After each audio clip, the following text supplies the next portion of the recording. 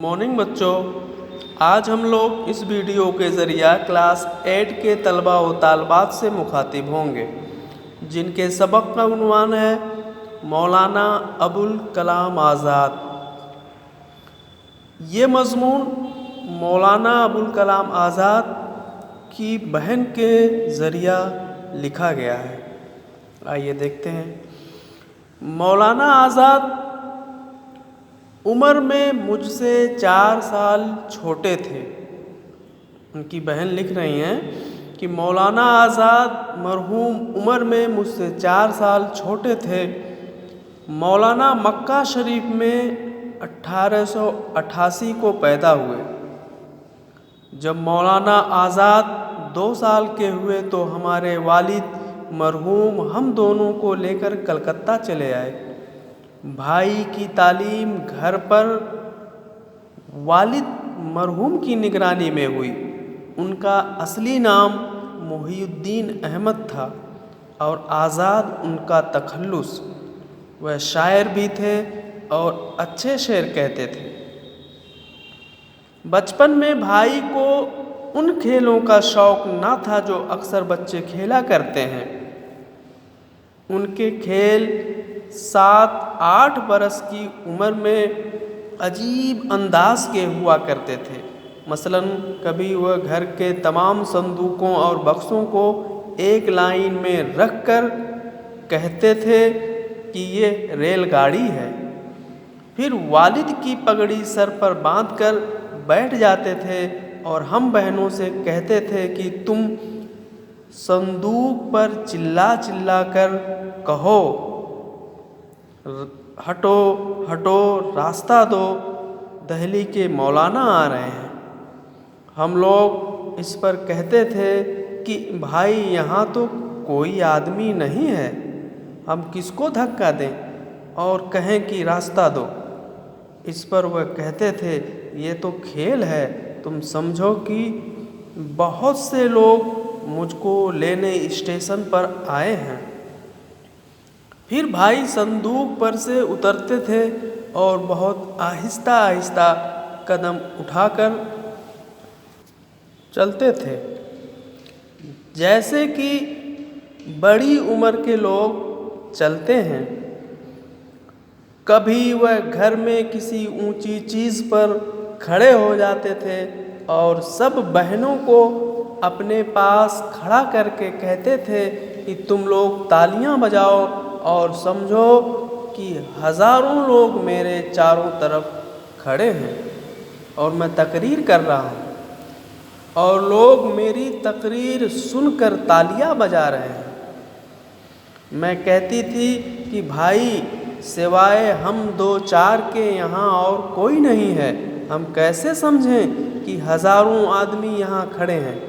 इस पर वह कहते थे ये तो खेल है, खेल में ऐसा ही होता है। मुझको याद है कि कलकत्ता में एक दफ़ा प्लेग फैला था और हमारे वालिद मरहूम ने हम सबको हुगली भेज दिया था। मौलाना आज़ाद की उम्र उस वक्त 8-10 साल की थी।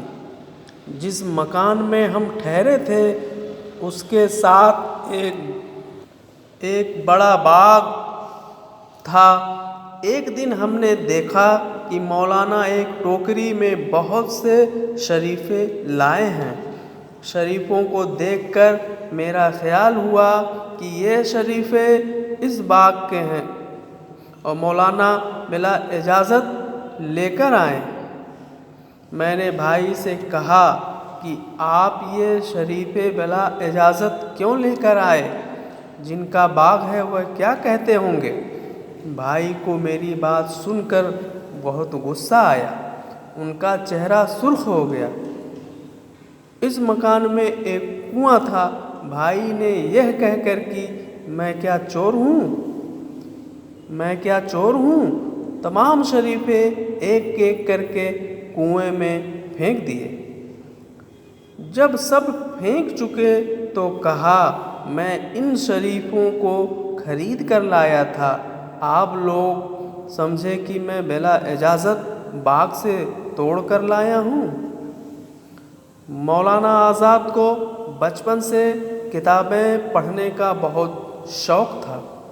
جب وہ 16-17 برس کے تھے تو ایک رات کمرے میں بیٹھے ہوئے کتابیں پڑھ رہے تھے۔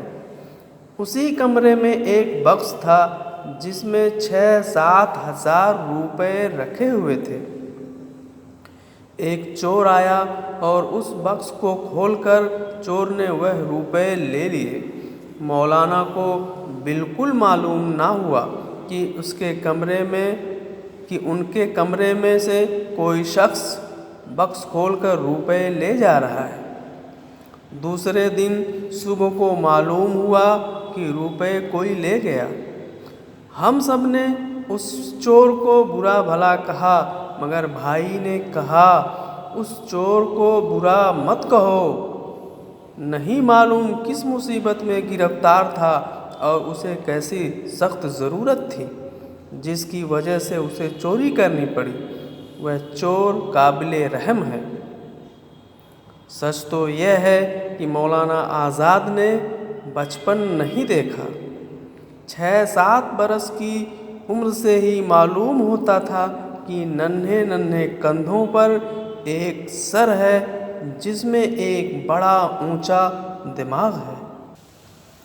مولانا ہندوستان کو آزاد کرانے میں انگریزوں کے خلاف جدوجہد میں شریک ہوئے اور آزادی کے بعد پہلے وزیر تعلیم بنے۔ مولانا آزاد کی پیدائش کے دن ہر سال 11 نومبر کو یوم تعلیم منایا جاتا ہے۔ مولانا کا انتقال 16 فروری 1958 کو دہلی میں ہوا۔ دہلی کے جامع مسجد کے سامنے دفن ہوئے اور دہلی کی جامع مسجد کے سامنے دفن ہوئے جو آج کل آزاد پارک کے نام سے مشہور ہے۔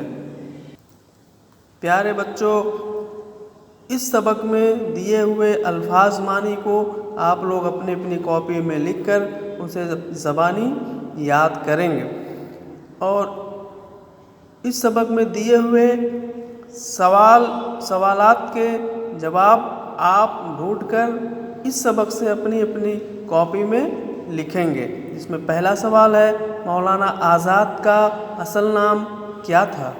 بچپن میں مولانا آزاد کے کھیل کس قسم کے تھے؟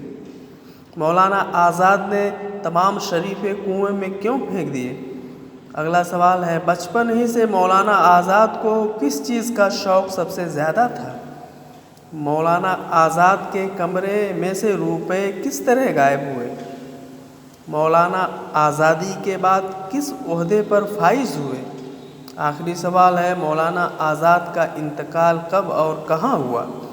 تو اس طرح سے آپ ان سوالات کے جواب اپنی اپنی کاپی میں لکھ کر کے پھر اس کا فوٹو لے کر کے آپ لوگ اس گروپ میں سینڈ کریں گے۔ شکریہ۔